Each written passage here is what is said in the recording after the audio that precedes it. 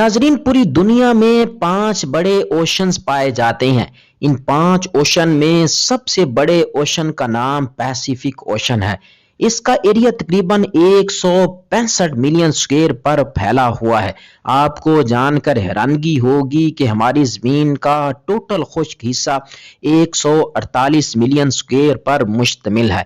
इसका मतलब है कि अकेला पैसिफिक ओशन हमारी ज़मीन के तमाम जंगलात, पहाड़ों, रेगिस्तानों और आइलैंड से भी बड़ा है। ये ओशन इतना बड़ा है कि अगर कोई शख्स गलती से भी इसमें गुम हो जाए तो उसका ढूंढना मुश्किल ही नहीं बल्कि नामुमकिन हो जाता है। आज की वीडियो में हम आपको एक ऐसे इंसान की कहानी सुनाएंगे जो 5-10 दिन नहीं बल्कि पूरे 438 दिन तक इस ओशन में गुम रहा। ये इंसान कब और क्यों इस समंदर में गुम हुआ और कब और कैसे वापस लौटा, इन तमाम बातों को जानने के लिए इस वीडियो को आखिर तक जरूर देखें।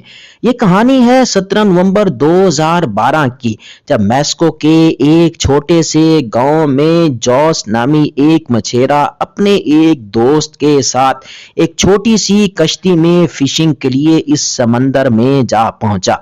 इनकी छोटी सी कश्ती में खाने पीने के सामान के अलावा सिर्फ एक इंजन और एक रेफ्रिजरेटर मौजूद था जिसमें वो मछलियां स्टोर करते।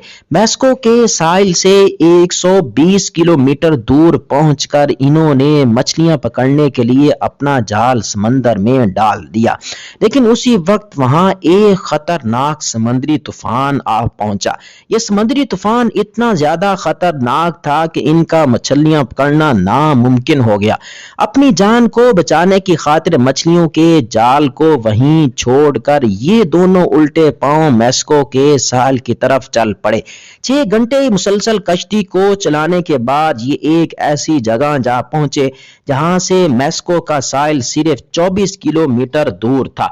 बदकिस्मती से इसी जगह पर इनकी कश्ती का इंजन जवाब दे गया।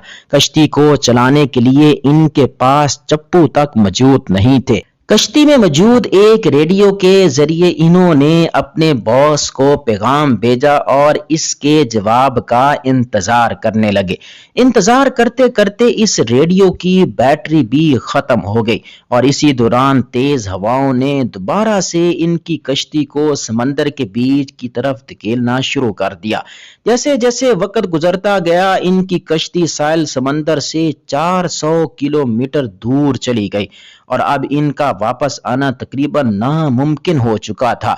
खाने पीने का सामान खत्म होने की वजह से इन्होंने कच्ची मछलियों का गोश्त खाना शुरू कर दिया। समंदर का पानी खारा होने की वजह से ये बारिश का पानी बोतलों में स्टोर करते और अपनी प्यास बुझा लेते। जैसे जैसे वक्त गुजरता गया ये दोनों खतरनाक मेंटल टॉर्चर का शिकार भी होता चले गए। जॉस का साथी इस मेंटल टॉर्चर को बर्दाश्त न कर सका और आखिरकार उसने समंदर में छलांग लगाकर खुदकुशी कर ली। जॉस अब अकेला इस खतरनाक समंदर में जिंदगी गुजारने पर मजबूर हो गया।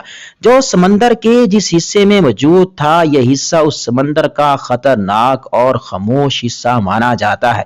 इस हिस्से से कार्गो शिप भी किस्मत से गुजरती। एक दिन जॉस को दूर से इस समंदर में एक कार्गो शिप गुजरते हुए नजर आई। इस कार्गो शिप को देखते ही जॉस के अंदर जिंदा रहने की शम्मा रोशन होने लगी।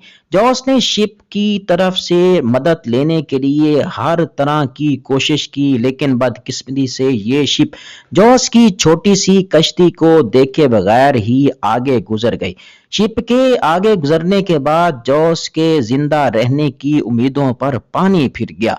जैसे जैसे वक्त गुजरता गया जॉस अकेला ही इस छोटी सी कश्ती पर ऐसा ऐसा सफर करता रहा।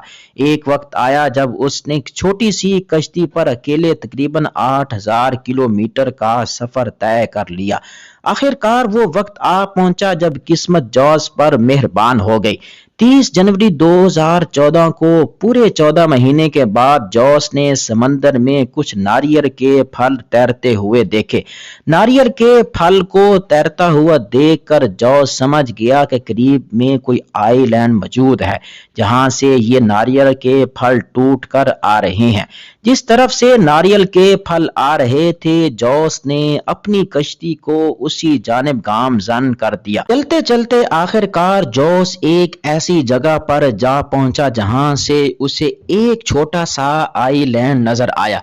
इस आइलैंड को देखते ही जॉस के अंदर जिंदगी की शमा एक बार फिर से रोशन होने लगी।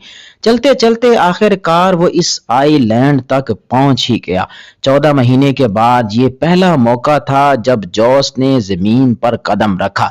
इस आइलैंड का नाम ई-बोन एटोल था। इस आइलैंड पर पहुंचने के बाद पूरे 438 दिन के बाद जॉस को बाय एयर उसके घर तक पहुंचा दिया गया। आज की वीडियो में बस इतना ही। मजीद ऐसी इंटरेस्टिंग वीडियोस देखने के लिए हमारा चैनल सब्सक्राइब जरूर कीजिए।